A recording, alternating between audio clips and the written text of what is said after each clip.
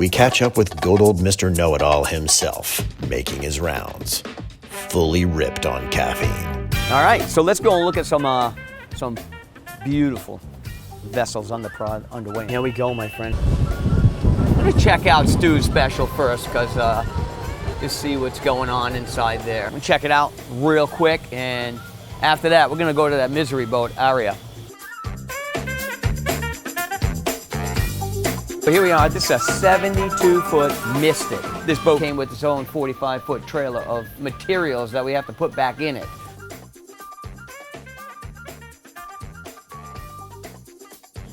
All of the helm area, everything in here was in the trailer. Just nothing was together. This whole boat was just in the raw, all panels missing, vents not even in.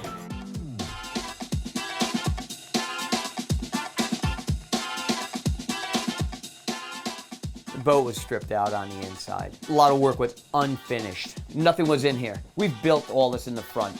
We've put all the door frames, the doors, the acrylic doors, granite countertops, cabinetry all put back where it needs to be. This is like a settee. It's a little bunk that pulls out. Working on all the headliners here. And then inside we still have carpentry work that has to go on this aft bathroom right here. And then the main stateroom, which is down below, which is a mess, but it is coming together. We're working on some of the plumbing fixtures and getting everything all plumbed in. Really, really, really sharp boat. So if you want to go somewhere looking sharp, yeah, this is the one right here. Get you there and back in no time. Don't worry about the weather or the water. I call these egg beaters, man. That's exactly what they are. They look like a big egg beater on the back of the boat. Twin disc Arneson drives. It's called surface piercing drives. So they just kind of get just enough of the water close to the top to make this boat scoot the way it's gonna scoot. Egg beater. Dennis has brought Brad Kleinsasser. He asks his professional advice as to what would be the best solution for Aria's bottom issues. We got the new 42 Lagoon in here, and what we found out was when we came in here and we seen the bottom paint, it's got like tons and tons of layers of different bottom paints over and over. And what we have a problem right now we're looking at is peeling. We got big patches of bottom paint peeling. We got some little micro blisters. We got a couple bigger blisters. We got some abrasions all through the bottom. And I'm trying right now to figure out what's the best product we should put on here and what we should do with these problems. What do you think? What you have here is you have new paint on top of old, previous compromised anti-fouling underneath. From what it looks like from right now, we bring it back by blasting, sandblast, and then we will apply a couple of coats of a primer called 1284 Tough Stuff, and then we're gonna put BioCop TF anti-fouling. BioCop TF, tin-free. Top of dog. Now that's the What people typically will try to do is save money by not really doing the proper prep while the boat is on the hard. You have accumulation of layers and layers and layers of anti-fouling building up over time. It starts to let loose. Cracking, peeling, flaking. The paint gets old. It's sitting in a water environment 24/7. When you bring them out, I highly recommend knock back as much of the old paint as you possibly can, getting a good clean surface, reapply at least 2 coats of a fresh anti-foul. You can get up to 2 years of performance if you maintain the yacht. If you just let it sit, then you're not gonna get that kind of performance. Anti-fouling is a color coating that you put on the bottom of the hull of the boat that has certain ingredients in the coating itself that help fight the slime, help fight organisms, barnacles, so that the vessel runs smoother through the water without any drag and fuel consumption. So it's the barnacles, it's the hard growth, the crustaceans that we're trying to really fight, because that is our enemy. Let's go take a look at it and you tell me what you think we should do with this. So what we got here, Brad, you can kind of see all these additional coatings that they put on to try to build this up is flaking off right now. You can see all of this coming off. They had multiple layers of bottom paint. Look, you even had a bright blue and then you got this lighter blue and a darker gray. So it looks like there might have been different kinds of bottom paint on these too, but it's all peeling off and you can just see what's going on over here. So you got, yeah. you got all kinds of stuff coming off, and then you look at the back of it and you can tell where it's lifting. And typically you would see that there would be some kind of a profile mark here. You can look right here. Wow. And it's coming off pretty easy and it's consistent throughout the entire boat. My recommendation would be to bring it back to the substrate. Substrate is the hull of the boat. The next step would be to bring this thing back bare so we can get an overall assessment of what we have that's underneath by sandblasting the boat back. down to the gel coat. Right after that, we do the wipe down and we start the epoxy process right then and there. 1284 tough stuff will go on right after that. Obviously, they're running the boat on beach.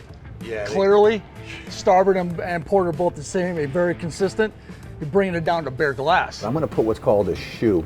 So what we do is we take a 1/2-inch red board, and what we do is we put it on the bottom here. We'll attach it to the bottom, and then when it comes up to the radiuses here, so when we come here, we make either a piece of aluminum or stainless. And that way when they beach it, it just kind of goes right onto the stainless in the metal and comes right off. And that should take care of that. So when he goes up on the beach, you won't have all that sand abrasion anymore. This is a fiberglass boat. Fiberglass is not waterproof. It has to be protected with an epoxy primer. To do that, I would recommend putting on no less than 2 full coats of 1284 Tough Stuff epoxy primer at 5 mils cured film thickness per coat, followed by the anti-fouling BioCup TF. This will protect the investment the owner has made on this vessel. I don't know how many people go and take the boat and just beach it all the time. That's what he does with a catamaran, a sailboat. I need to figure out how to get up there. I don't even know how to get up yet. Aria, right? Aria? What's the name of it? Aria, right? Yeah. Obviously in the background noise you can hear the heat shrinking our tent that we had made here. Guys are at a 5-minute hold right now. So every 5 minutes of no work is Dennis getting pissed off. We got a lot of work going on here. We're doing the non-skid preparation. We're sanding down the existing non-skid, and that's one of the many. There's a list I can't even describe because there's so many work orders on this boat. There's a lot going on. We're gonna get it done. Hard at work over here. So these are the molds that we made for our 41 Intrepids, and these are the actual parts for the Enclosure. So if you can see, we glassed the molds, popped out the parts, there are gel-coated finishes. We took the molds, went over to the boat to fit it. We had some minor adjustments to do and extend stuff like about 1 inch and do some extra body work. So we have an inner skin and an outer skin where the two go together because you have the outside and the inside, since it's going to be an enclosure. If you look here, this wing here had to be extended like another end, so we had to glass it back. They're doing the body work. We're gonna spray and color match gel coat on that and then wet sand and polish that. And then when that's finished, we'll do a high gloss polish on all of this gel coat, put it back on the boat, and actually do the final installation. I can't wait till this baby gets done. It's another trademark Foster's project. Shortly after, Dennis heads back to his office to wrap up the day, when suddenly there's a serious concern for his health. Hey, this is Dennis Foster. You can please call me back in. I'd like to get a referral for the heart doctor, as I'm having a little bit of shortness of breath. So I'd like to get a referral so I can make that appointment now. Thank you, and I'll wait for your call. Let's see how long that takes him. 4 days. That's usually the norm when you get to a doctor.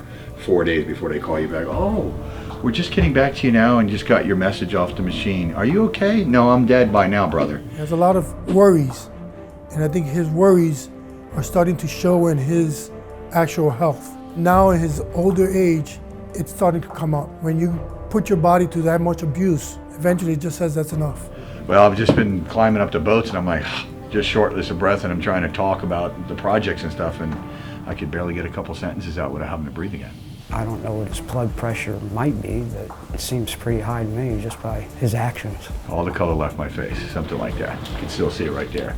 Like I told you many times, you need to start watching yourself and your stressfulness, because one of these days, that's it. Maybe so 17-hour and 15-hour days I'm putting in, maybe it has a little bit to do with it. Who knows? Lack of sleep, watching TV, always on the go, who knows? His health has always been something that is in the back of my mind because of the stress level that he goes through here and he puts himself through. He just keeps on going, full force. Dennis has got to get into a balance where he starts taking a little bit more care of his health, trusting the people around him to do what's right for the company. I am worried that he works himself to death. Start maybe relaxing a little bit. He's a very high-strung type of a person. If Dennis does step away, Juan has no issue with filling that gap. Good luck with that. That's Dennis. He's never stopped. I don't think he ever will.